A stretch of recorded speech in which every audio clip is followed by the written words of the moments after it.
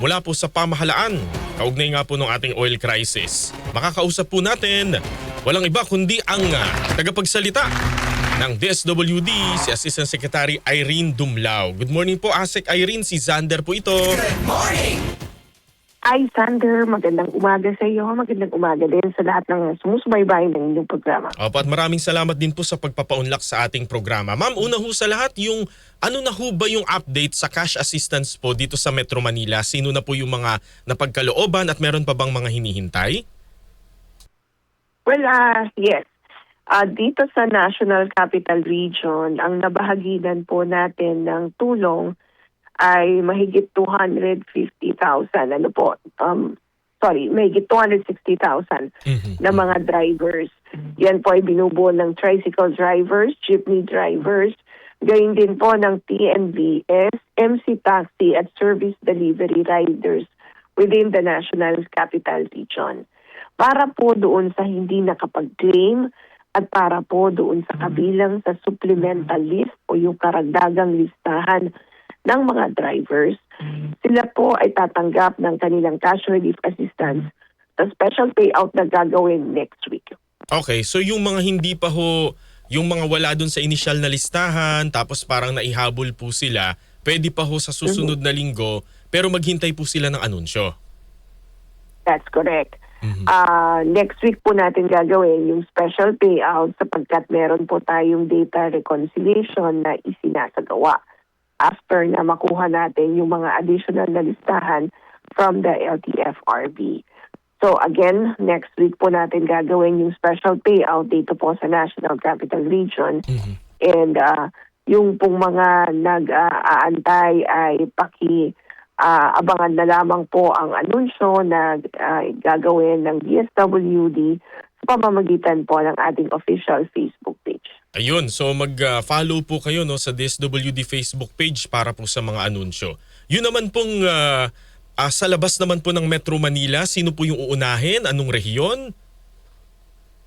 Yes, Sander, sa darating na Miyerkules, April 8, sisimulan na po ng mga field offices ng DSWD yung pamamahagi naman ng cash relief assistance sa mahigit 328,000 na tricycle drivers sa iba't ibang rehiyon sa ating pong bansa. Ito of course ay alinsunod sa utos ng ating Pangulong Ferdinand Marcos Jr. na siguraduhin na mabibigyan ng tulong yung ating pong mga kababayan na nahihirapan, lalo na sa kanilang paghahanap buhay dahil sa mataas na presyo ng gasolina. Opo, bukas na po yan magsisimula at tricycle driver lang po muna. Tama, Sander, tricycle drivers po muna dahil ito yung naisaayos na yung listahan. The rest kasi ay currently na isinasubmit pa. Opo, yung iba hong mga PUV, mga kailan po ito? Well, susunod na dyan, Sander.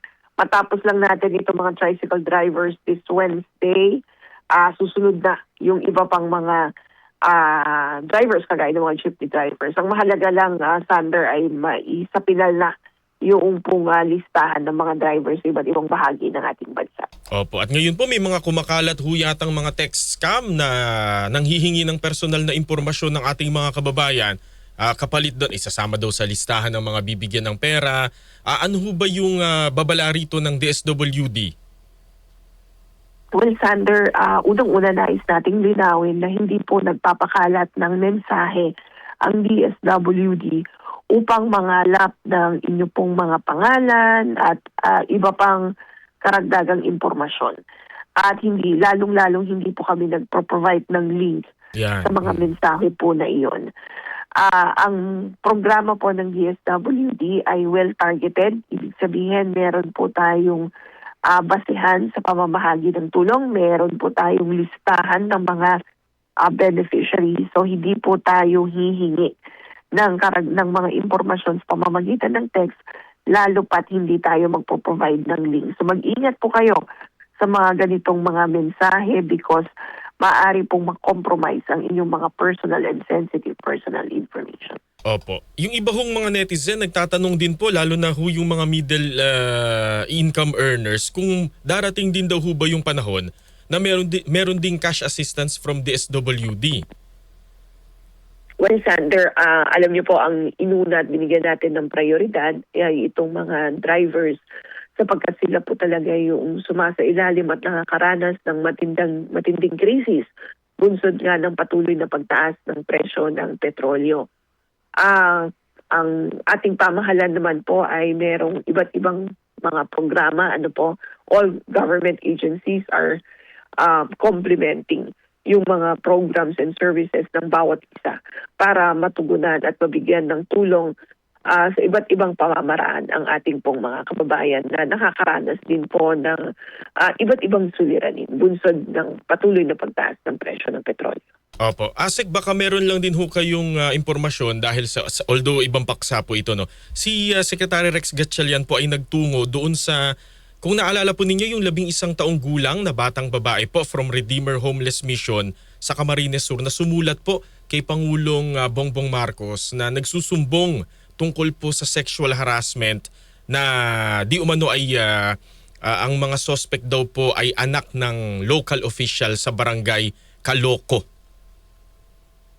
Actually, Sander, sila po yung nagtungo sa opisina nung nakarang linggo Opo. sapagkat yung pong center na iyon ay nag-request na binibigyan po natin ng tulong para we were providing them actually technical assistance para po ma-meet nila yung standards na isiniset ng DSWD for a center to be registered and licensed by the department for it to operate as a legitimate social welfare and development agency.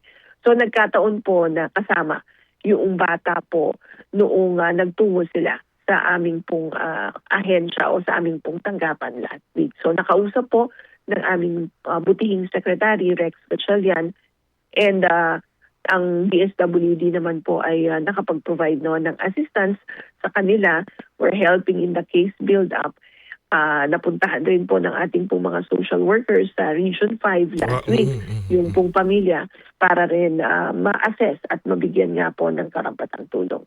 In the same manner that we're also assisting the center para nga po makapag-comply sila sa mga requirements para sila po ay ma-register at ma-license ng ating pong tanggapan.